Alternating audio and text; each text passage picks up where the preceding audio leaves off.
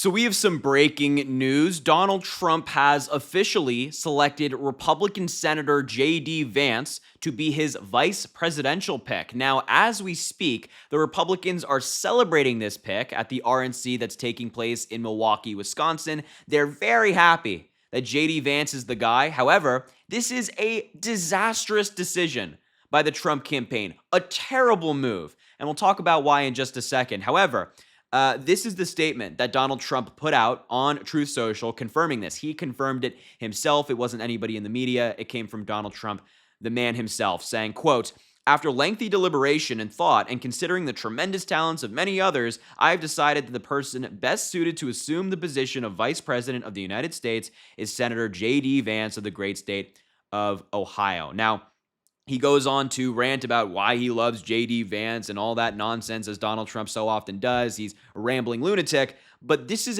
as I mentioned, an awful move. A really terrible move by the Trump campaign for a variety of reasons. They just handed the Democrats like mountains of material to make campaign ads against Vance for. And here's why. So I have a couple of things to show you about J.D. Vance and kind of tell you who this guy is, what he believes, and things like that. But the first thing I want to show you is within a day of Donald Trump's attempted assassination at the Pennsylvania rally that took place the other day, J.D. Vance was spreading conspiracy theories about it, trying to blame Democrats for it. Seriously, take a look at the statement on your screen. J.D. Vance posted this on Twitter, saying, "Today is not just some isolated incident. The central premise of the Biden campaign is that Donald Trump is an authoritarian fascist who must be stopped at all cost. That rhetoric led directly to Donald Trump's attempted assassination." He's trying to blame Biden for one unhinged lunatic doing something awful.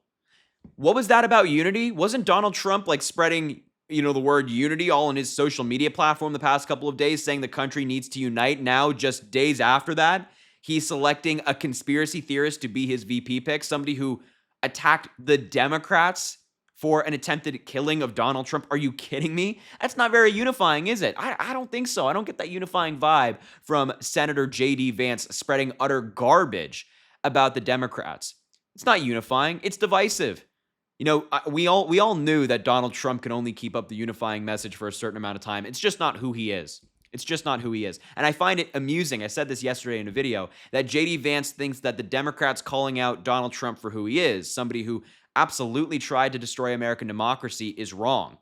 That's who Donald Trump is. We're not going to apologize for telling the truth.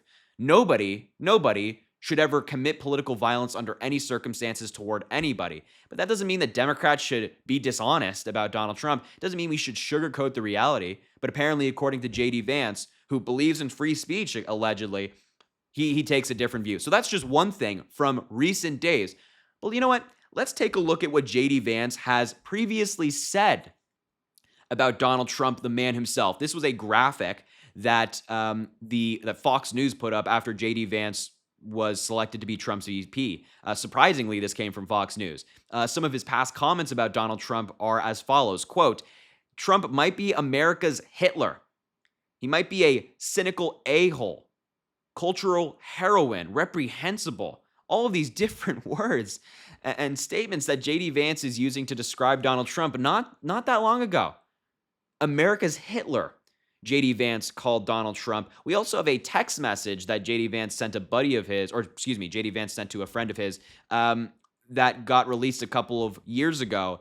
And it reads as follows, quote, "But I'm not surprised by Trump's rise, and I think the entire party has only itself to blame. We are, whether we like it or not, the party of lower income, lower education white people, and I've been saying for a long time that we need to offer these people something, and hell, maybe even expand our appeal to working class black people in the process, or a demagogue would. We are now at that point. Trump is the fruit of the party's collective neglect. I go back and forth between thinking Trump is a cynical asshole like Nixon, who wouldn't be that bad and might even prove useful, or that he's America's Hitler. How's that for discouraging?" That guy, that text message we just read, Trump's VP pick, America's Hitler, describing him as a demagogue. Not that long ago, J.D. Vance held this view about Donald Trump, but of course he's switched up for power, as so many Republicans do. So just to recap here, we have J.D. Vance spreading conspiracies, calling Trump America's Hitler, and also calling him a demagogue in a bunch of released text messages. The Democrats are salivating right now at throwing this stuff in campaign ads to show that Donald Trump's own VP doesn't even like Donald Trump. Trump's former VP doesn't like Trump because he tried to have him killed. And now Trump's current VP nominee doesn't like him either. Yeah. Now, finally, the last thing I want to show you, among other things that JD Vance has said and done wrong, is the fact that he, in addition to Donald Trump, is an election denier.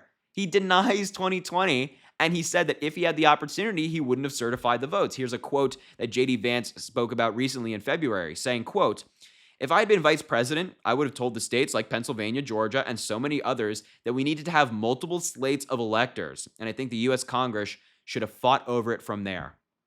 Multiple slates of electors, kind of buying in to Donald Trump's fake elector theory. JD Vance, if he was vice president, he would have told these states to duke it out in Congress. By the way, buddy, Congress doesn't get to pick the president. The American people get to pick the president. So Congress duking it out over conspiracy theories? Really? That's JD Vance's view for America and our democracy? I don't think so. I don't think so. He's also previously questioned election results as well. He's also said that he's in favor of a national abortion ban with no exceptions. He said that he supports Russia's war on Ukraine. He spread racist conspiracy theories, among many other things. So he's anti-democracy. He hates Donald Trump, and he spreads conspiracy theories about the assassination attempt on Donald Trump's life. What an awful pick. What an awful pick.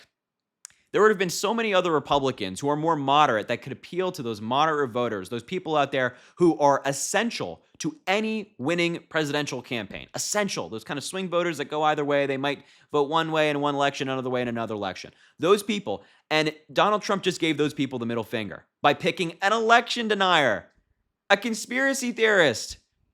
This isn't unifying. This is divisive.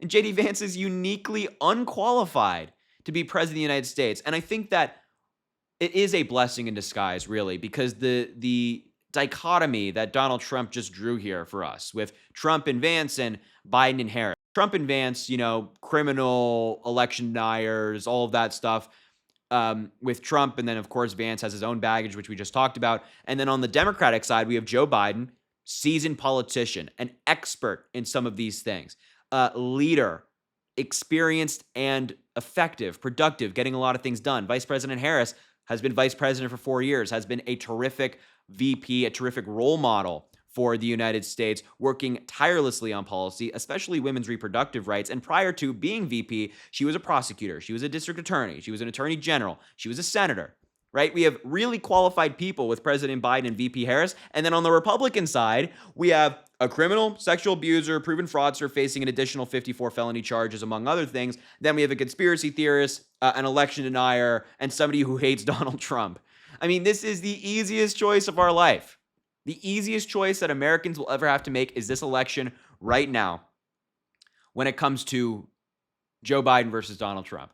So that's Donald Trump's VP pick, everybody. He picks somebody who doesn't like him. So there you go. We'll see how everything plays out. I'm excited to hear from you guys what you think about this. Please leave a comment below. Let me know what you think about JD Vance being the pick. And as always, I'm wrapping up the video. Make sure to subscribe, drop a like, all that good stuff. As I mentioned, comment. I appreciate you, and I hope you have an amazing rest of your day.